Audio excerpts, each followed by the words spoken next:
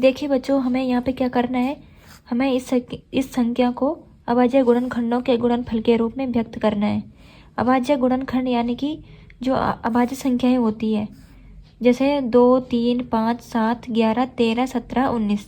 ठीक है, हमें अभाज्य संख्या भी पता होनी चाहिए, अभाज्य संख्या कौन कौन सी होती है। जैसे कि मैंने यहाँ पे लिखी है, ये अभाज्य संख्याएं हैं, हमें इनके रूप में इस संख्या को व्यक्त करना है, इस संख्या को हमें तोड़ना है, इन रूपों में, इन संख्याओं के रूपों में हमें तोड़ना है इस संख्या को। तो हम देखेंगे यहाँ पे इस संख्या के इकाई अंक में क्या है, 5, तो ये 2 से नहीं कटेगा। फिर हम 3 से देखते हैं, 3 से कटेगा।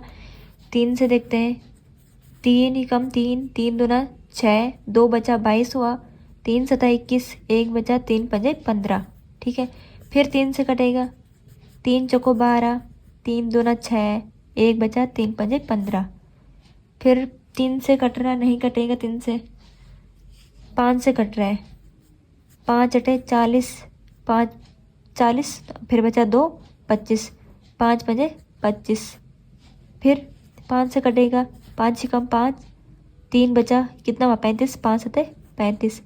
फिर 17 किसी से नहीं कट रही, स्वयं से ही कटेगा, 17 ही कम 17।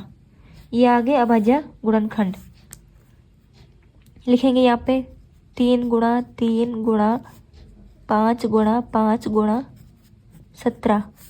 ये आ गया, इसको हम इस रूप में लिख सकते हैं, घात के रूप में, 3 की घात 2 गुणा 5 की घात 2 गुणा 17। ये हमारा आंसर आ गया।